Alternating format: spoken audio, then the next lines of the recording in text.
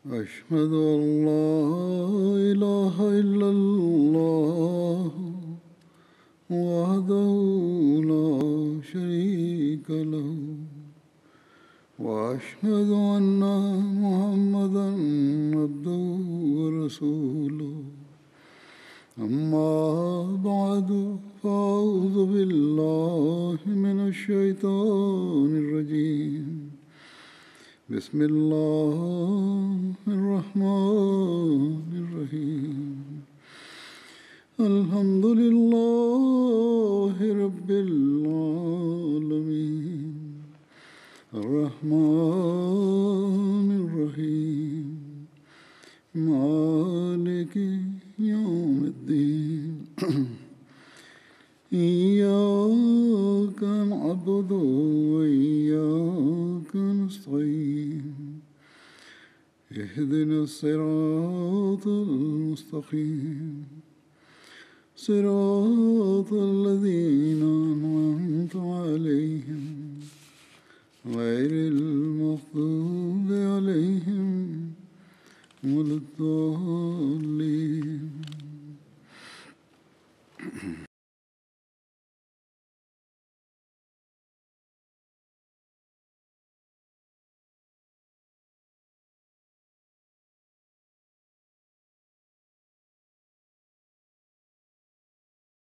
Bahasan tentang riwayat Hazrat Ali radhiyallahu ta'ala anhu masih sedang berlangsung, menyentuh tentang perkhidmatan beliau pada saat-saat akhir Rasulullah SAW sakit. Terdapat riwayat Bukhari sebagai berikut, bahawa Ubaidullah bin Abdullah menceritakan bahawa Hazrat Aisyah radhiyallahu ta'ala anha bersabda bahawa ketika Nabi sallallahu alaihi wasallam jatuh sakit dan penyakit beliau bertambah teruk, maka Hazrat Aisyah memohon izin kepada isteri-isteri beliau sallallahu alaihi wasallam yang lainnya bahawa Rasulullah SAW akan dirawat di rumahku, iaitu di rumah Hazrat Aisyah. Mereka pun mengizinkan beliau radhiyallahu ta'ala anha. Rasulullah SAW keluar dari rumah dengan dipapah oleh dua orang lelaki. Kedua kaki beliau pun terseret di tanah. Beliau berada di antara Hazrat Abbas dan seorang lelaki lain, yakni di rumah Hazrat Aisyah. Untuk pergi ke masjid, dua orang lelaki memapah beliau dari sana. Hazrat Ubaidullah berkata bahawa saya mengetahui hal ini dari Hazrat Abbas, apa yang dikatakan oleh Hazrat Aisyah radhiyallahu ta'ala anha.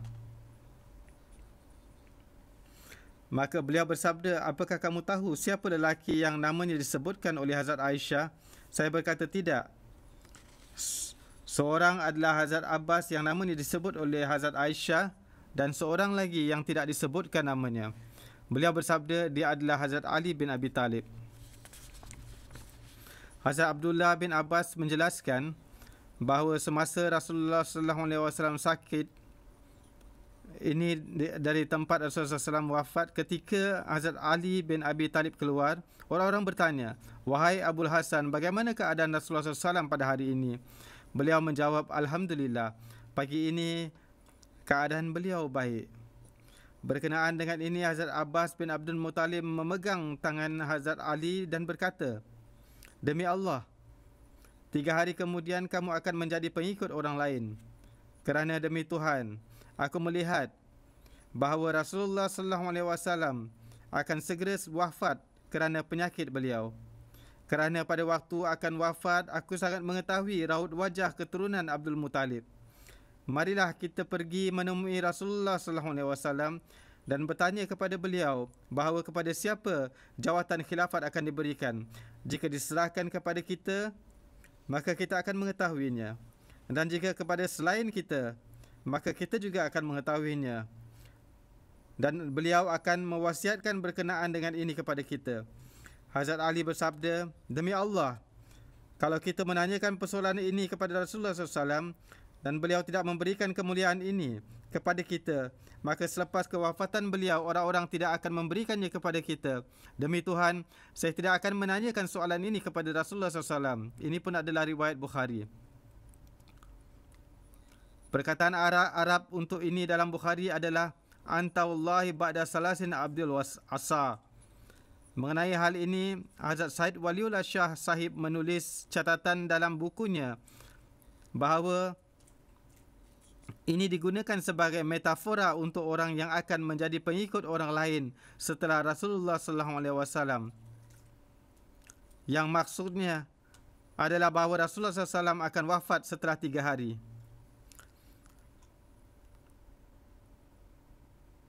Dari Hazrat Amir meriwayatkan bahawa setelah kewafatan Nabi Karim SAW, Hazrat Ali, Hazrat Fazal dan Hazrat Uthman bin Zaid memandikan jenazah beliau SAW, dan mereka jugalah yang menurunkan beliau SAW ke dalam liang lahat. Dalam riwayat yang lain disebutkan bahawa yang ikut serta menurunkan jenazah Rasulullah SAW adalah Hazrat Abdul Rahman bin Auf juga. Berkenaan dengan bai'atnya Hazrat Ali kepada Hazrat Abu Bakar, terdapat beberapa riwayat yang berbeza. Berkenaan dengan ini, dalam sebahagian riwayat menuliskan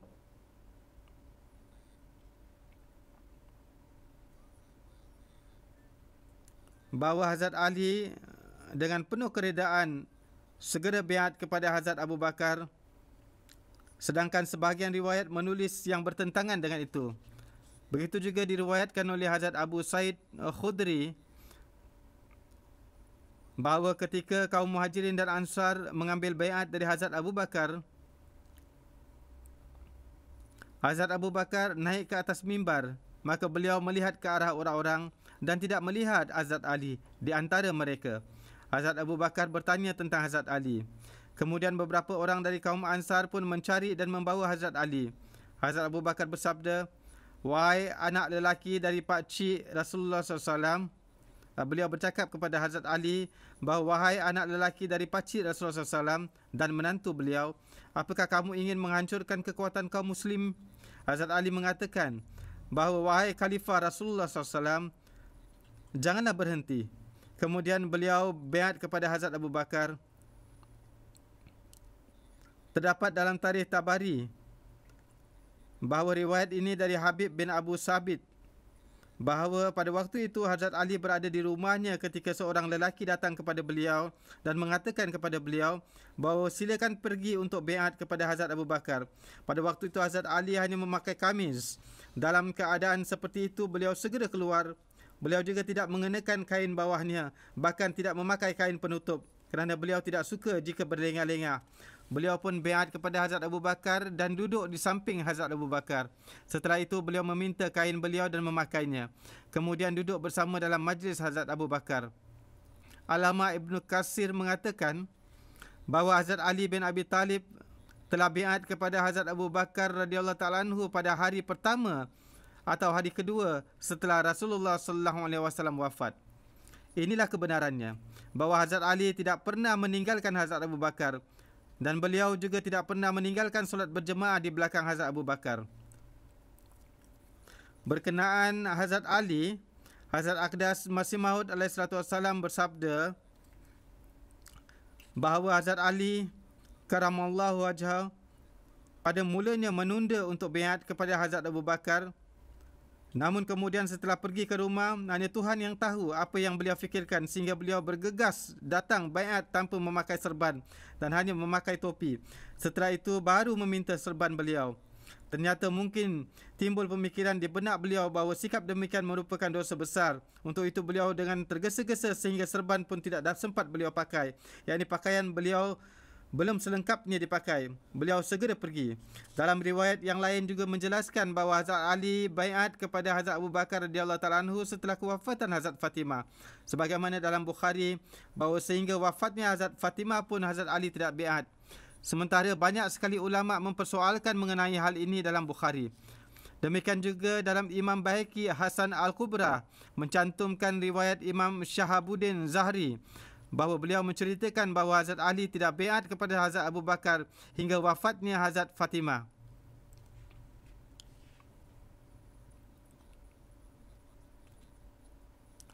Beliau menyebutkan bahawa terjemahnya adalah sebagai berikut, bahawa dari keterangan Imam Zahri bahawa yang mengatakan bahawa tertahannya Hazrat Ali untuk bai'at kepada Hazrat Abu Bakar sehingga kewafatan Hazrat Fatimah adalah pendapatnya. Riwayat Hazrat Abu Said Khudri lebih sahih.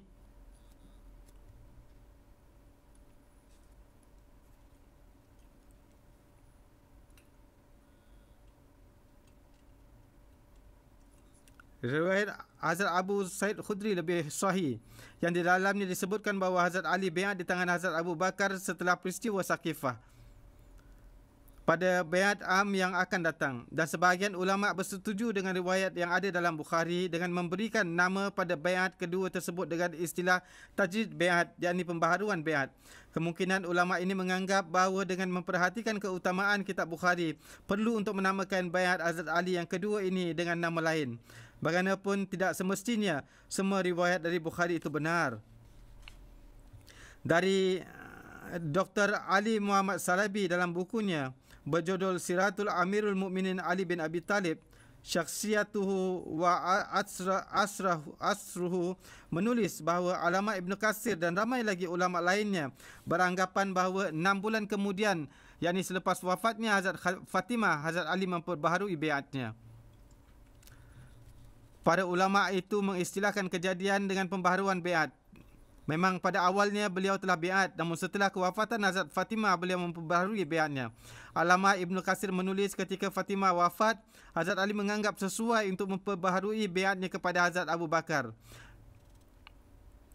Dalam bukunya Sirul Khilafah, buku ini berbahasa Arab dan telah diurdukan, Hazrat Masih Maud SAW menulis berkenaan dengan tuduhan yang dilemparkan kepada Hazrat Abu Bakar bahawa seharusnya Hazrat Ali lah yang menjadi khalifah beliau alaihissalam, bersabda bahawa seandainya kita beranggapan bahawa Hazrat Abu Bakar As-Siddiq termasuk di dalam orang-orang yang mendahulukan dunia dan gemerlapannya, cenderung dengan keduanya dan sebagai perampas kedudukan khalifah, maka kita pun terpaksa harus mengatakan bahawa Ali sang singa Tuhan pun termasuk orang yang munafik, na'udzubillah, dan bukan sebagaimana yang kita yakini bahawa beliau adalah orang yang telah melepaskan diri dari urusan keduniaan. Kita terpaksa juga harus mengakui bahawa Hazrat Ali radhiyallahu ta'ala anhu bukan orang yang menambatkan kalbunya kepada Allah Ta'ala, melainkan tergelincir dalam urusan duniawi dan perhiasannya, serta termasuk orang-orang yang sangat cenderung dengannya. Kerana itulah beliau tidak melepaskan jalinan dengan orang-orang kafir yang murtad. Bahkan seperti halnya pada pengampu beliau bergabung dengan mereka, dan lebih kurang selama 30 tahun beliau menempuh cara-cara taqiyah ini.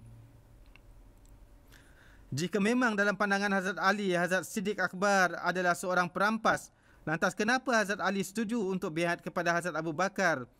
Dan kenapa juga Hazrat Ali tidak meninggalkan negeri yang penuh kezaliman, cubaan dan kemurtadan seperti itu, lalu hijrah ke negeri yang lain? Bukankah bumi Allah itu luas sehingga dapat berhijrah ke tempat lain? Sebagaimana yang telah disunahkan oleh orang-orang muttaqi. Lihatlah Ibrahim alaihissalam yang setia. Beliau telah memberikan kesaksian akan suatu kebenaran dengan tegas dan penuh kekuatan ketika beliau melihat bahawa ayah beliau telah tersesat dan melencong dari jalan kebenaran, dan melihat kaum beliau menyembah berhala-berhala dan meninggalkan Tuhan yang Maha Tinggi. Kemudian beliau berpaling dari mereka dan beliau tidak merasa takut dan khawatir walau harus dimasukkan ke dalam bara api dan menderita kerananya. Dan beliau alaihissalam tidak bertaqiyah kerana takut akan keburukan yang dapat menipanya. Seperti itulah perilaku kehidupan orang-orang yang benar. Mereka tidak merasa takut ketika terpaksa menghadapi pedang maupun tombak. Mereka justru menganggap cara-cara taqiyah termasuk dosa-dosa besar. Melampaui batas dan sikap tidak punya rasa malu. Jika anggaplah beliau telah melakukan perbuatan hina tersebut, walaupun sedikit saja, maka beliau akan beristighfar dan bertaubat kepada Allah Ta'ala. Sungguh menghairankan, meskipun Hazrat Ali mengetahui bahawa Hazrat Abu Bakar dan Hazrat Umar adalah kafir dan merampas hak-hak, namun kenapa Hazrat Ali tetap baiat kepada mereka berdua? Faktanya, Hazrat Ali sentiasa menyertai beliau-beliau sampai masa yang panjang dan menjadi pengikut mereka yang tulus dan setia. Dalam pengikutannya itu, Hazrat Ali tidak memperlihatkan kelemahan dan tidak juga memperlihatkan keengganan, juga tidak merasa terhalang oleh sebab-sebab lainnya dan tidak juga tidak juga ketakwaan dan keimanan beliau terhalang kerananya. padahal beliau mengetahui kefasadatan, kekufuran dan kemurtadan beliau-beliau. Selain itu, tetap terjalin hubungan baik antara Hazrat Ali dan bangsa Arab. Tidak ada tabir penghalang dan tidak juga beliau terpenjara.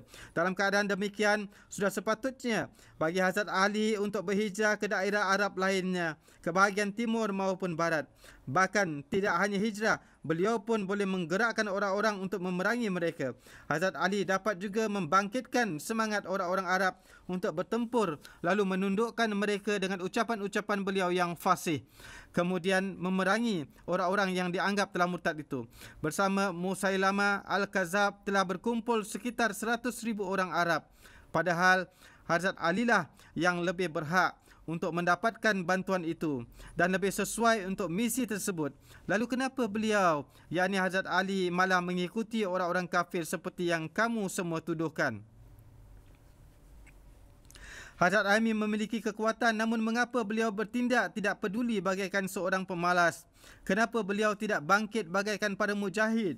Alasan apa yang menahan beliau untuk bangkit padahal semua tanda-tanda kemenangan dan kejayaan telah nampak? Kenapa beliau tidak bangkit berjuang untuk membela dan menyeru orang-orang kepada kebenaran? Bukankah beliau seorang penasihat yang paling fasih dalam kaum dan termasuk di antara orang-orang yang dapat menghidupkan semangat, menarik simpati orang-orang dengan kekuatan lisan yang baik dan daya pengaruh? Bagi beliau hanya memerlukan waktu 1 jam saja, bahkan lebih kurang lagi dari itu. Jika seorang dajjal pendusta sahaja dapat mengumpulkan orang-orang di sekelilingnya, apalagi sang singa Allah seharusnya lebih hebat lagi dari itu.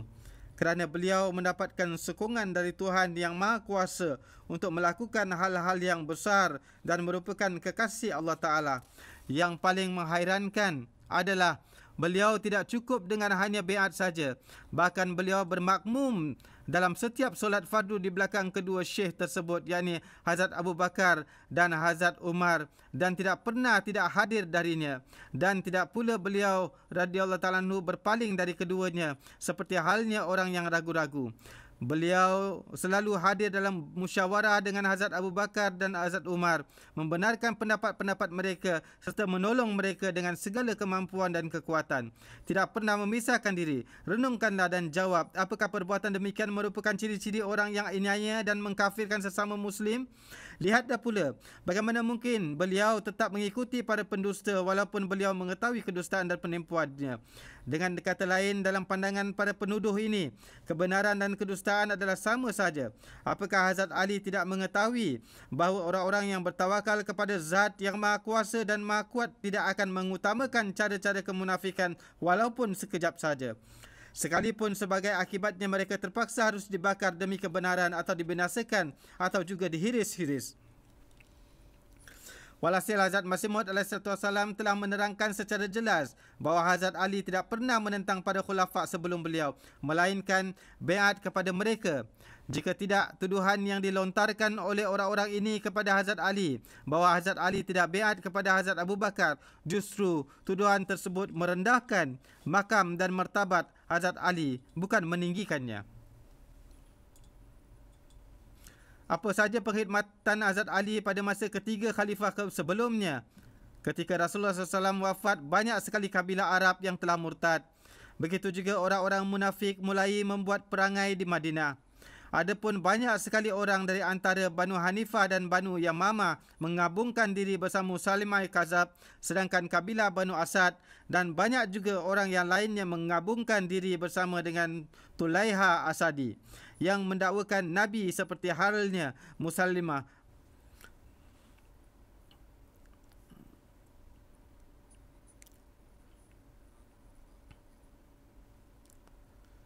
Cubaan semakin bertambah dan keadaan sudah semakin genting. Ketika Hazrat Abu Bakar mengutus lashkar Hazrat Usama, tinggal sedikit orang yang tinggal bersama beliau. Melihat hal itu, mereka memprovokasi para penduduk Arab Badui untuk menguasai Madinah. Lalu mereka membuat rencana untuk menyerang Madinah. Mengetahui hal itu, Hazrat Abu Bakar menetapkan para penjaga untuk menjaga berbagai jalan masuk untuk memasuki Madinah. Mereka mengawal semalaman di sekitar Madinah bersama dengan pasukannya. Yang memimpin penjagaan itu antaranya adalah Hazrat Ali bin Abi Talib, Zubair bin Awam, Talha bin Abdullah, Sa'ad bin Abi Waqqas, Abdul Rahman bin Auf dan Abdullah bin Mas'ud. Yakni Hazrat Ali pada waktu itu adalah bahagian dari prajurit yang dilantik sebagai pengawas untuk menjaga. Setelah kewafatan Rasulullah SAW, ketika berita tersebar, maka sebahagian besar kabilah Arab menjadi murtad dan mulai mengingkari dari pembayaran zakat. Hazrat Abu Bakar pun beriradah untuk memerangi mereka. Urwah menjelaskan bahawa Hazrat Abu Bakar berangkat dari Madinah bersama para muhajirin dan ansar, dan ketika mereka sampai di sebuah danau yang berhadapan dengan tempat tinggi di Najat, maka orang Badui lari dari sana bersama anak-anak mereka. Sebenarnya adalah bahawa di satu pihak mendakwakan diri sebagai Muslim dan tidak sepenuhnya menjadi murtad, dan di pihak lain juga menolak untuk membayar zakat. Oleh kerana itu mereka diperangi, bukan disebabkan oleh kemurtadan mereka mendapatkan hukuman. Ketika mereka berlarian, maka kerana itu orang-orang mengatakan kepada Hazrat Abu Bakar bahawa marilah kita balik ke Madinah dan kembali kepada anak dan isteri kita, dan lantiklah seorang dari antara para prajurit sebagai amir. Berdasarkan tekanan orang-orang, maka beliau pun melantik Hazrat Khalid bin Walid sebagai amir pada lashkar dan bersabda kepada beliau bahawa jika orang-orang itu masuk Islam dan memberikan zakat, maka yang ingin kembali semula dari antara kamu, yakni masuk dalam pembayatan dan memberikan zakat, maka bagi yang ingin datang kembali, maka datanglah. Setelah itu Hazrat Abu Bakar balik ke Madinah. Hazrat Muslim Maud bersabda bahawa terbukti dari sejarah bahawa Hazrat Umar pada waktu kekhalifatan beliau, ketika melakukan perjalanan, beliau melantik Hazrat Ali sebagai amir menggantikan tempat beliau di Madinah. Sebagaimana dalam Tarikh Tabari tertulis bahawa pada kesempatan peristiwa Jasar, umat Muslim terpaksa menanggung kekalahan waktu menghadapi tentera Iran. Lalu atas cadangan orang-orang, Hazrat Umar beriradah untuk ikut serta bersama dengan tentera Islam ke perbatasan. Lalu beliau melantik Hazrat Ali untuk menggantikan beliau sebagai gubernur. Hazrat Muslim Maud bersabda bahawa kekalahan yang paling besar dan mengerikan yang pernah dihadapi oleh Islam adalah Perang Jasar. Dalam perlawanan melawan orang-orang Iran, para tentera Muslim yang terbaik yang pergi. Para prajurit Iran meletakkan barisan hadapannya di seberang sungai dan menunggu mereka. Para tentera Islam menyerang dengan semangat yang membara dan menerjah barisan depan, akan tetapi ini merupakan strategi licik komander Iran. Dia mengirim satu pasukan dari arah tepi dan mengepung tentera Islam di atas jambatan sehingga serangan baru pun tertuju kepada tentera Muslim. Dengan perlahan dan bijaksana tentera Muslim pun berundur. Akan tetapi mereka melihat bahawa musuh telah menguasai jambatan sehingga mereka panik, dan ketika di sisi yang lain musuh pun melancarkan serangan yang keji, dan sebahagian besar tentera Muslim pun terpaksa terjun ke sungai dan bercerai-berai. Itulah kerugian yang mengerikan yang dialami kaum Muslim sehingga menggegarkan Madinah. Hazrat Umar radhiyallahu ta'ala anhu pun mengumpulkan orang-orang Madinah dan bersabda, sekarang tidak ada lagi penghalang antara Madinah dan Iran. Madinah sudah benar-benar terlanjang dan mungkin dalam beberapa hari musuh pun akan sampai ke sini. Oleh kerana itu, saya sendiri yang akan pergi menjadi komandan. Orang-orang lain yang memang suka dengan cadangan ini. Akan tetapi Hazrat Ali bersabda bahawa na'udzubillah, kalau tuan nanti syahid, maka kaum Muslim akan terpecah belah dan silsilah mereka akan terputus. Oleh kerana itu, hantarlah orang lain. Janganlah tuan sendiri yang pergi. Lalu Hazrat Umar menulis surat kepada Hazrat Sa'ad yang waktu itu sedang sibuk berperang menghadapi bangsa Rum di Syam untuk mengirimkan lashkar semampunya. Kerana pada waktu itu Madinah sudah benar-benar telanjang. Oleh itu, jika musuh tidak segera dihalang, maka mereka akan dapat menguasai Madinah. Pada masa kekhalifahan Hazrat Utsman terjadi fitnah dan kegentingan. Untuk itu Hazrat Ali memberikan cadangan yang tulus kepada Hazrat Utsman untuk mengatasi kegentingan itu. Suatu hari Hazrat Utsman bertanya kepada Hazrat Ali bagaimana cara untuk mengetahui penyebab sebenarnya dan mengatasi kekacauan dan kegentingan yang terjadi. Hazrat Ali menjelaskan dengan sangat tulus dan tanpa merasa beban bahawa kegelisahan yang terjadi waktu ini merupakan akibat dari semua ketidakadilan Tuhan. Hazrat Utsman bersabda, dalam memilih para amil, saya telah mempertimbangkan sifat-sifat yang menjadi perhatian Hazrat Umar. Namun saya tidak faham apa yang menyebabkan penolakan mereka. Hazrat Ali bersabda, ya, memang benar. Namun Hazrat Umar memenuhi semuanya dengan tangan beliau sendiri. Dan cengkeraman Hazrat Umar begitu kuatnya sehingga unta yang paling liar di Arab sekalipun tak akan berdaya dibuatnya. yakni pengawasan yang dilakukan oleh beliau sangat ketat. Lain halnya dengan Tuan. Tuan telah bersikap sangat lembut lebih dari yang lebih diperlukan kepada mereka, sehingga para amil anda menyalahgunakan kelembutan tersebut dan menempuh cara-cara semahunya dan Tuan tidak mengetahuinya. Rakyat beranggapan apa yang dilakukan oleh para amil merupakan perintah dari lembaga khilafat. Seperti itulah anda terpaksa menjadi sasaran dari ketidakadilan ini. Ketika penduduk Mesir mengepung kediaman Hazrat Osman dan sesudah semakin terancam sehingga beliau tidak diberi makanan dan minuman. Ketika Hazrat Ali mengetahui hal itu, beliau pergi menemui para pengepung dan bersabda, pengepungan yang kamu lakukan ini tidak hanya bertentangan dengan ajaran Islam, bahkan bertentangan dengan kemanusiaan. Ketika kaum kufar menawan pasukan Muslim, mereka tidak mengecualikan pada tawanan Muslim dari makanan. Lantas kerugian apa yang ditimpakan orang ini, iaitu Hazrat Osman, sehingga kamu sanggup bersikap keras seperti ini? Namun para pengepung itu tidak mengindahkan saranan Hazrat Ali dan sama sekali menolak untuk memberikan kemudahan dalam pengepungan tersebut. Kerana emosi, Hazrat Ali mencampakkan serbannya lalu balik ke rumah. Lalu Hazrat Osman melihat dari tempat tinggi dan bersabda, apakah di antara kamu ada Ali? Orang-orang menjawab, tidak ada. Lalu bertanya lagi, apakah ada Sa'ad? Mereka menjawab, tidak ada. Setelah diam beberapa ketika, Hazrat Osman bersabda, apakah di antara kamu ada yang boleh pergi menyampaikan pesan kepada Ali untuk memberikan air minum kepada kami? Hazrat Ali mengetahui khabar tersebut lalu mengirimkan 3 bekas kulit yang dipenuhi dengan air. Namun disebabkan oleh kejahatan para pemberontak, air tersebut tidak sampai ke rumah Hazrat Osman. Mereka tidak mengizinkan untuk mengirimkannya. Dalam usaha untuk mengirimkan bekas air tersebut, banyak sekali hamba sahaya Banu Hashim dan Banu Umayyah yang terluka, sehingga akhirnya air tersebut sampai kepada Hazrat Osman.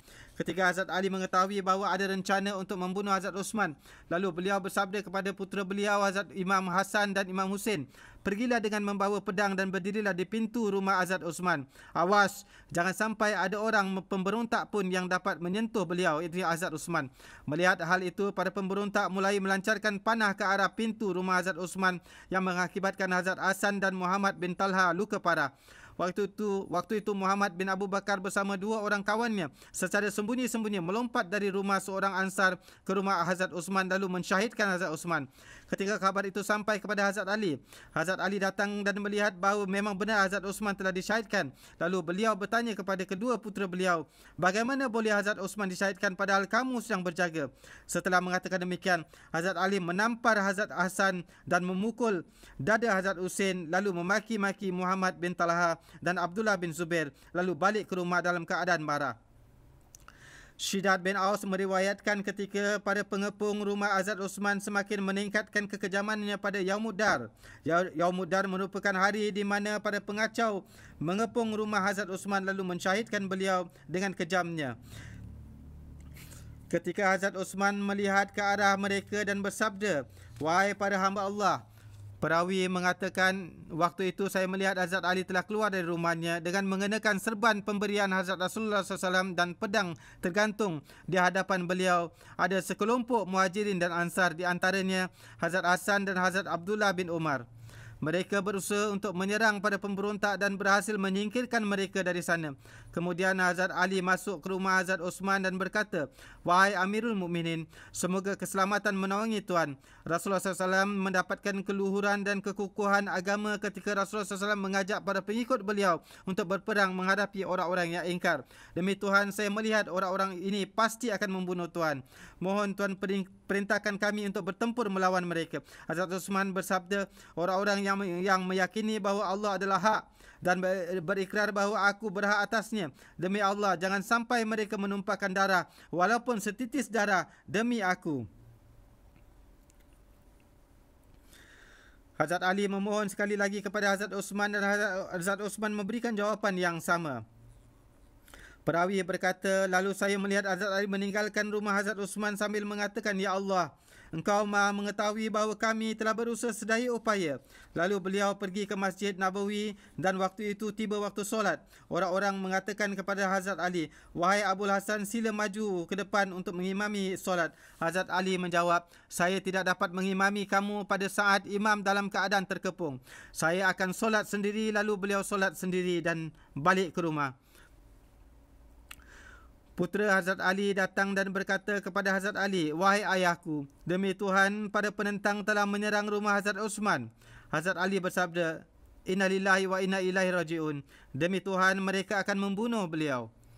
Orang-orang bertanya kepada Hazrat Ali, akan berada di mana Hazrat Osman? Yakni setelah syahid. Hazrat Ali bersabda, beliau akan berada di syurga. Orang-orang bertanya lagi, Abul Hasan, bagaimana dengan orang-orang yang membunuh beliau? Hazrat Ali menjawab, demi Tuhan, mereka akan masuk ke dalam api. Beliau mengatakan itu 3 kali. Ketika para pemberontak itu mengepung Madinah, dalam menjelaskan hal itu, Hazrat Muslim Maud bersabda, penduduk Mesir datang menemui Hazrat Ali yang sedang memimpin satu bahagian lashkar di luar Madinah dan bersedia untuk menyerang musuh. Mereka menghadap beliau dan berkata, disebabkan oleh kepimpinan yang buruk, sekarang Hazrat Osman tidak lagi layak untuk tetap menjadi khalifah. Kami datang ke sini untuk berpisah dari beliau. Kami berharap agar Tuhan berkenan menerima jawatan tersebut setelah beliau. Setelah mendengar ucapan orang-orang munafik tersebut, gairat kecintaan Hazrat Ali terhadap Islam meluap-luap, yang memang merupakan hak bagi manusia memiliki darjat seperti Hazrat Ali. Hazrat Ali melanat mereka dan bersikap sangat keras kepada mereka. Beliau bersabda, semua orang baik mengetahui bahawa sebagai nubuatan setelah menyebutkan perihal lashkar orang-orang itu yang memasang kemah di Zul Marwah dan Zul Khushub, Rasulullah SAW telah melanatnya.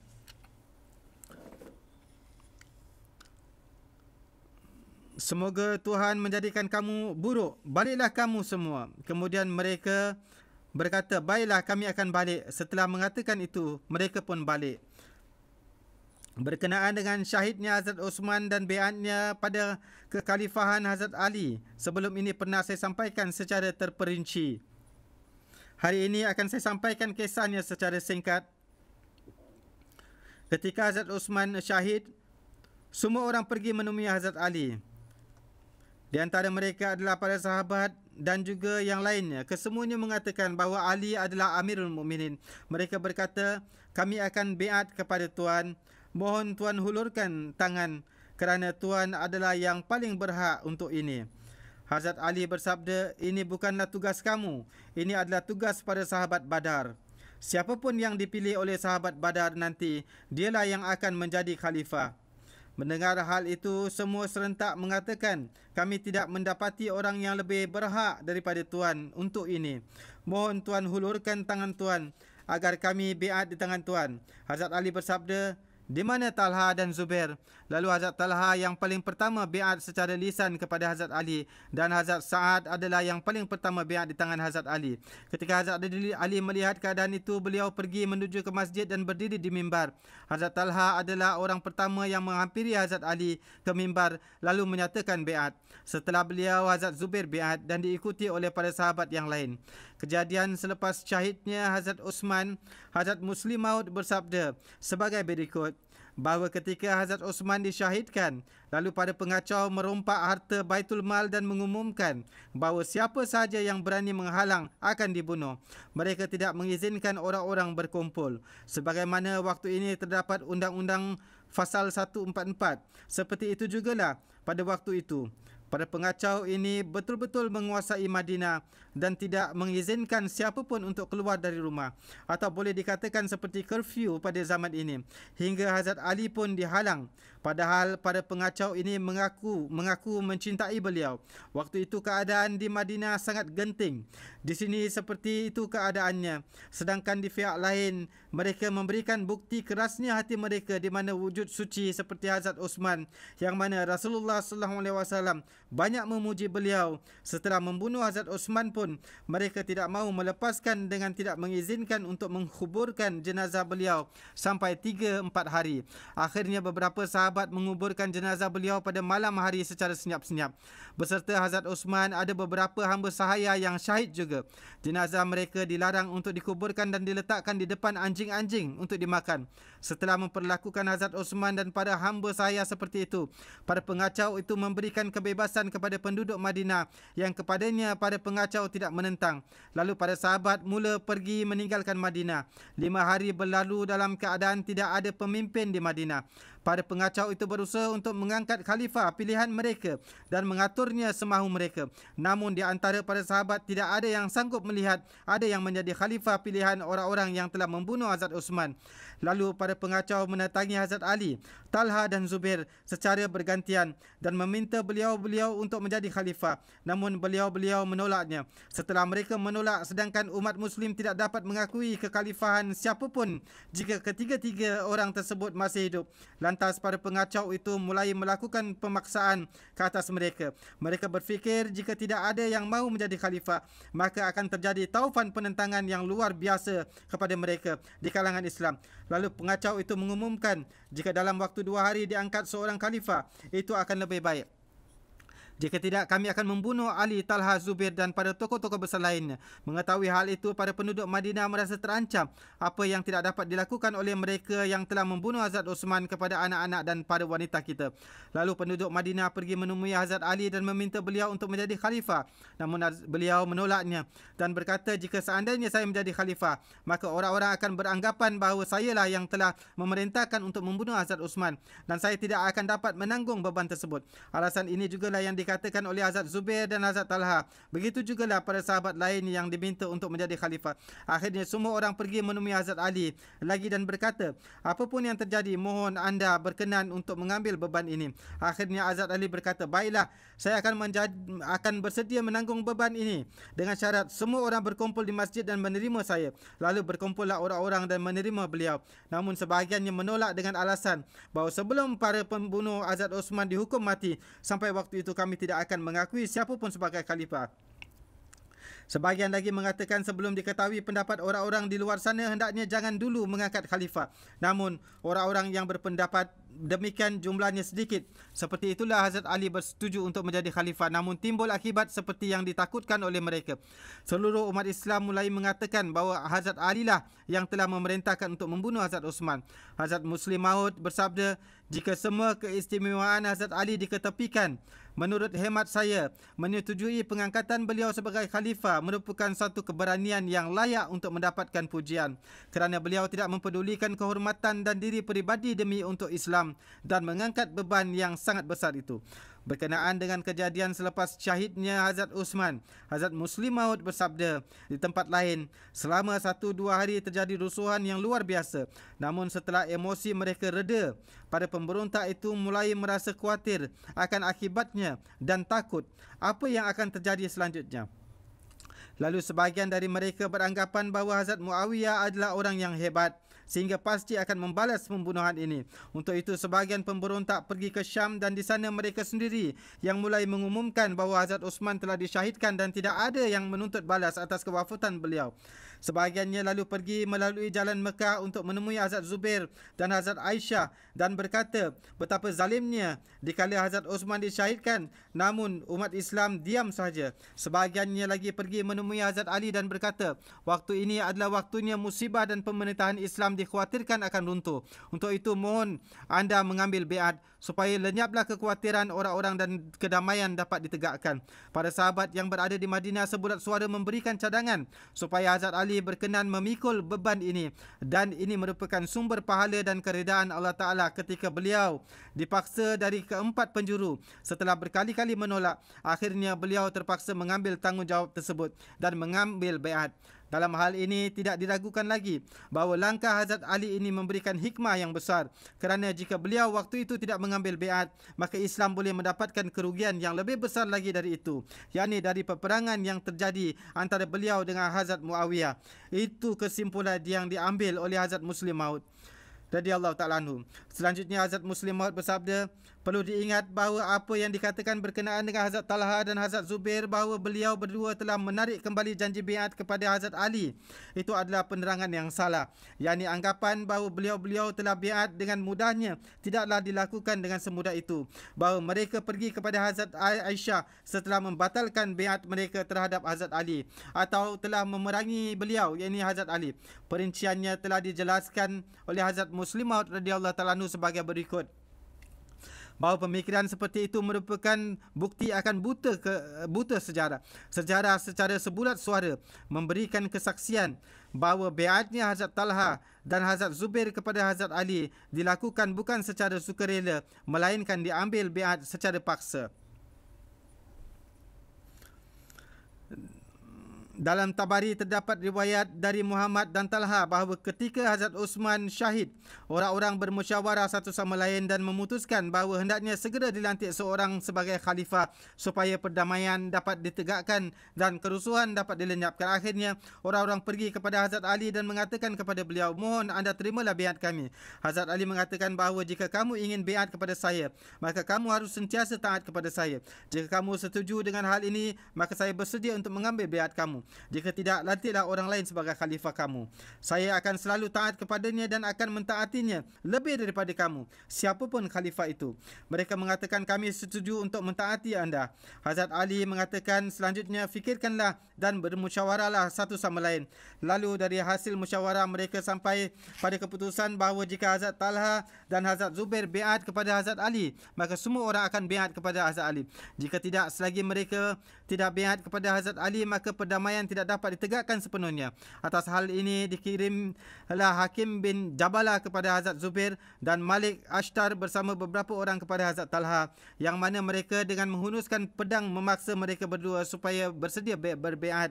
Yakni mereka berdiri menghunuskan pedang di depan mereka berdua dan berkata, biada kepada Hazrat Ali, jika tidak kami akan membunuh kamu sekarang. Kemudian kedua-duanya dengan terpaksa menyatakan kesediaannya dan orang-orang itu balik semula.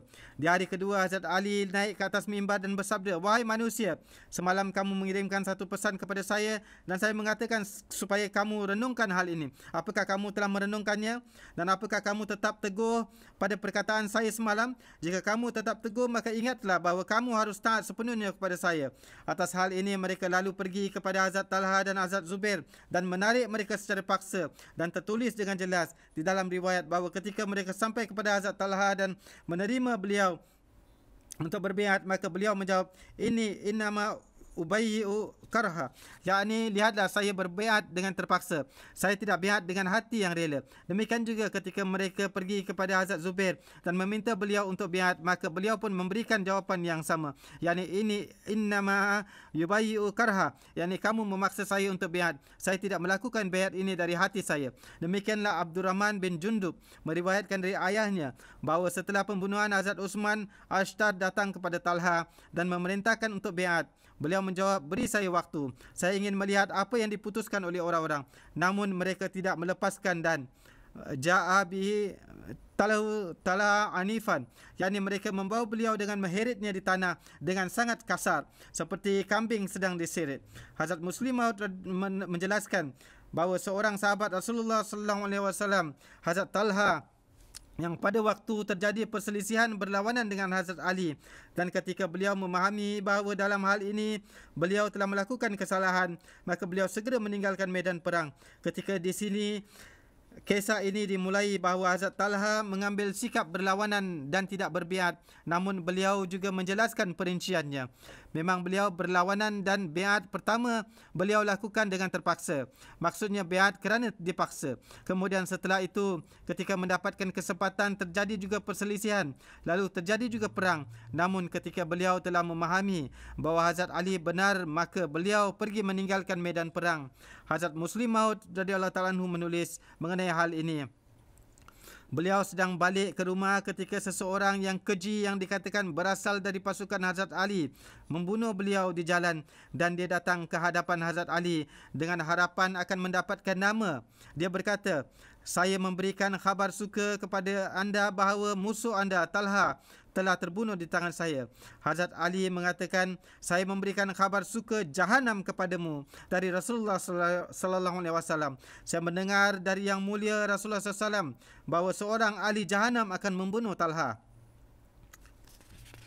Kemudian di tempat lain Hazrat Muslim Maud menjelaskan peristiwa ini sebagai berikut. Hakim meriwayatkan bahawa Saur bin Majza menceritakan kepada saya bahawa pada peristiwa Jamal saya lalu di depan Hazrat Talha. Pada waktu itu beliau dalam keadaan dekat dengan kewafatannya ketika seseorang telah mencederakan beliau. Pada waktu itu dalam keadaan sakratul maut, beliau bertanya kepada saya, kamu dari kelompok mana? Saya menjawab, saya dari jemaat Hazrat Amirul Mukminin. Maka beliau berkata, baiklah, hulurkan tanganmu supaya aku dapat biat di atas tanganmu. Beliau lalu biat di atas tangan saya dan kemudian wafat. Saya datang ke hadapan Hazrat Ali dan menceritakan semuanya kejadian itu. Mendengar hal ini, beliau berkata, Allahu Akbar, sungguh benar perkataan Rasulullah. Allah Ta'ala menghendaki bahawa Talha tidak masuk syurga tanpa biat kepadaku. Beliau termasuk ke dalam Asyra Mubasyirah. Meskipun pada awalnya biat secara terpaksa, namun sebagaimana telah saya sampaikan sebelum wafat, beliau biat dengan hati yang terbuka. Hazrat Talha seorang yang soleh, bernasib baik dan terdapat juga janji akan dimasukkan ke dalam syurga. Oleh kerana itu, Allah Ta'ala tidak menghendaki beliau wafat dalam keadaan di luar biat kepada khilafat. Dan pada waktu itu, beliau mendapatkan kesempatan dan berbaiat kepada khilafat. Pembahasan mengenai peristiwa ini masih berlanjutan. InsyaAllah, saya akan menjelaskannya pada kesempatan yang akan datang. Hari ini saya ingin kembali menghimbau untuk berdoa bagi para Ahmadi di Algeria dan juga Pakistan. Semoga Allah Ta'ala melindungi mereka. Di Algeria juga keadaan para Ahmadi telah dipersulitkan. Di sana ada seorang hakim kerajaan yang berulang kali membicarakan para Ahmadi. Demikian juga di Pakistan, para Ahmadi dimasukkan ke dalam kesulitan-kesulitan. Semoga Allah Ta'ala memberikan peringatan kepada orang-orang yang membuat kesulitan atau melakukan penentangan dengan cara apapun dan segera memperbaiki keadaan para Ahmadi di sana yang sedang mengalami kesulitan-kesulitan. Semoga Allah Ta'ala menciptakan kemudahan dan kesenangan bagi mereka. Namun di samping itu, saya juga ingin mengatakan bahawa perhatian terhadap doa-doa yang diperlukan khususnya bagi para Ahmadi di Pakistan, perhatian tersebut waktu ini masih belum terasa. Walhasil, berdoalah lebih banyak dari sebelumnya dan teruslah berikan perhatian terhadap doa-doa. Semoga Allah Ta'ala segera mengeluarkan kita dari kesulitan-kesulitan ini dan memberikan kemudahan-kemudahan, serta semoga kita dapat menyampaikan pesan Islam yang hakiki ini dengan bebas di Pakistan dan di setiap penjuru dunia.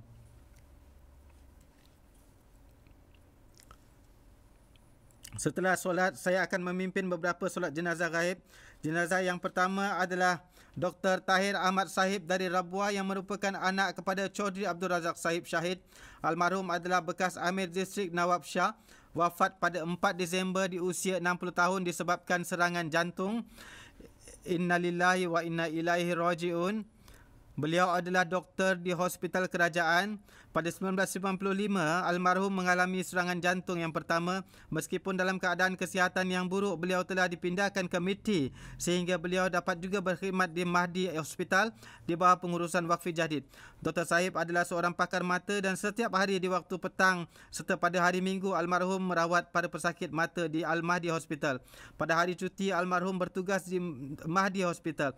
Secara teratur, almarhum ikut serta dalam medical camp dan kadang-kadang sepanjang hari sibuk melakukan pembedahan. Di Tarparkar, tidak hanya para Ahmadi, bahkan para ghair Ahmadi pun sangat menyukai beliau. Seorang yang disukai oleh setiap orang. Almarhum juga telah menjalani pembedahan bypass jantung dan pada beberapa tahun terakhir 2-3 kali mengalami sakit yang serius. Namun tetap meneruskan perkhidmatannya di Tarparkar di Meti. Almarhum menjalankan perkhidmatan kemanusiaan selama lebih kurang 15 tahun.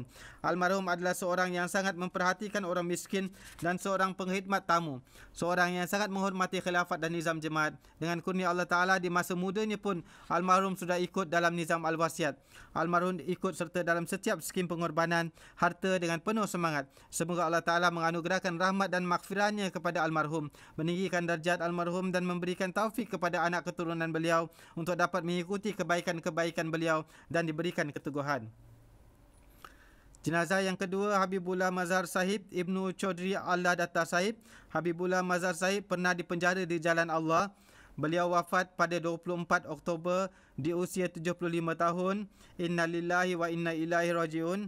Ayah beliau biat di tangan Hazrat Khalifatul Masih Sani radhiyallahu ta'ala anhu dan masuk ke dalam jemaat Ahmadiyah. Habibullah Mazhar Sahib bekerja di berbagai jawatan di beberapa departmen kerajaan dan pencen sebagai pengarah di salah satu departmen kerajaan. Perkhidmatan beliau kepada jemaat menjangkau masa 50 tahun yang di antaranya beliau mendapatkan taufik berkhidmat mulai dari sebagai kaid majlis hingga Zaib Ansarullah dan beberapa bidang kepengurusan jemaat dan juga sebagai ketua jemaat.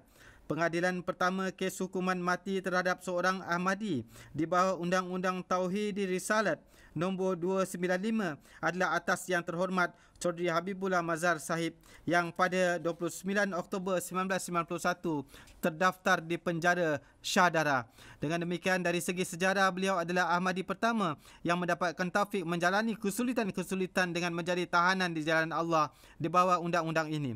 Meskipun Mahkamah Session memberikan keputusan memenangkan beliau, namun atas rayuan yang diajukan pada penentang ke Mahkamah Tinggi, Hakim Mahkamah Tinggi Abdul Majid membatalkan jaminan atas beliau di Mahkamah Tauhid Risalat tersebut, dan pada waktu itu para penentang secara terancang melakukan segala usaha yang memungkinkan untuk menjatuhkan hukuman terhadap almarhum. Mereka membahagikan pamflet dalam bahasa Inggeris dan Urdu dan menggunakan kalimat-kalimat yang penuh dengan penipuan berkenaan dengan almarhum. Walhasil, di masa itu Chaudhry Habibullah Sahib dengan penuh keberanian menjalani dengan sabar kesulitan-kesulitan selama masa tahanan, dan kemudian Allah Ta'ala menciptakan satu sarana yang demikian rupa sehingga hanya dalam kiraan beberapa bulan sahaja beliau telah dibebaskan. Beliau melaksanakan tahajud secara dawam dan disiplin dalam solat 5 waktu. Hingga akhir hayatnya, beliau sentiasa menasihatkan kepada anak-anaknya untuk teguh dalam solat. Seorang yang peramah, simpati, rendah diri dan pecinta sejati khilafat. Almarhum mengikuti khutbah-khutbah dan pidato-pidato khalifah secara teratur. Bahkan mengumpulkan semua anggota keluarga dan mengatakan, tinggalkanlah semua pekerjaan dan duduklah di sini untuk mendengarkan khutbah. Dengan kurnia Allah Ta'ala, almarhum seorang musi dan berwasiat 1/16 bahagian. Di antara yang ditinggalkan selain isteri beliau, juga terdapat 5 anak lelaki dan 1 perempuan.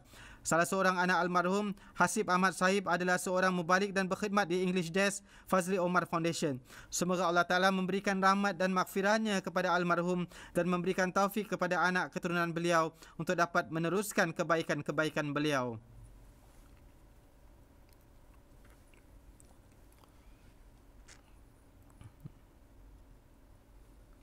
Jenazah selanjutnya Yang Terhormat Khalifah Bashiruddin Ahmad Sahib yang wafat pada 30 November di usia 86 tahun.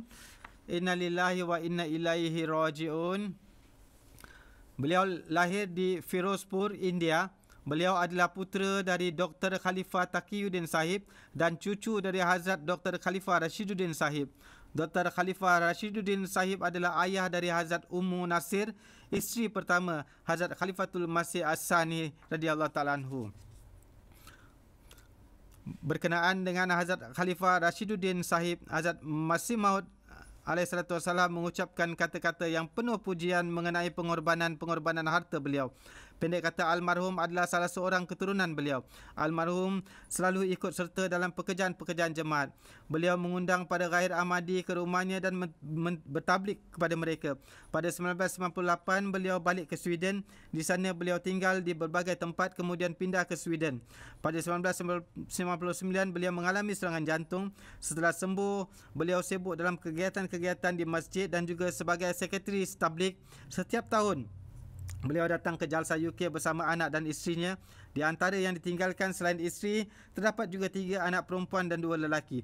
Isteri beliau berbangsa Inggeris, seorang Kristian yang menjadi Ahmadi, namun memakai pakaian yang sangat sopan dan disiplin dalam berpardah. Menjalani hidup dengan sederhana, minat mempelajari ilmu agama dan juga berusaha untuk mengamalkannya dengan sepenuhnya. Semoga Allah Ta'ala memberikan kemajuan dalam keimanan dan keyakinan beliau dan memberikan taufik kepada anak keturunan beliau untuk dapat meneruskan kebaikan-kebaikan beliau. Semoga Allah Ta'ala memberikan rahmat dan ampunannya kepada almarhum. Jenazah selanjutnya Yang Terhormat Aminah Ahmad Sahibah yang merupakan isteri dari Khalifah Rafiuddin Ahmad Sahib, wafat pada 19 Oktober Inna lillahi wa inna ilaihi raji'un. Beliau berasal dari Guyana. Beliau lahir pada 1940 dalam keluarga Muslim terkenal di Guyana. Almarhumah menerima jemaat pada masa pendidikannya di London dan di masa itu kemudian bernikah dengan Ardi Ahmad Sahib. Beliau merupakan anak dari Dr. Khalifah Taqiyuddin, salah seorang keturunan dari Hazrat Khalifah Rashiduddin Sahib. Beliau seorang wanita yang penuh simpati, mengambil berat tentang orang-orang dan pengkhidmat tamu. Seorang yang disiplin dalam solat, sentiasa memperhatikan solat-solatnya. Meskipun dalam keadaan sakit, almarhumah tetap teratur melaksanakan tahajud. Beliau secara dawam menilawatkan Al-Quran. Meskipun sakit dan menderita kanser, almarhumah selalu ikut serta di hampir setiap jalsa selana di UK. Almarhum sangat yakin dengan kekuatan doa, memiliki hubungan yang penuh keikhlasan dan kesetiaan dengan khilafat. Setiap kali bertemu dengan saya, beliau selalu secara khusus memohon doa dengan penuh kerendahan hati. Semoga Allah Ta'ala memberikan rahmat dan maghfirahnya serta memberikan taufik kepada anak-anak beliau untuk dapat menjalin ikatan dengan kukuh dengan jemaat.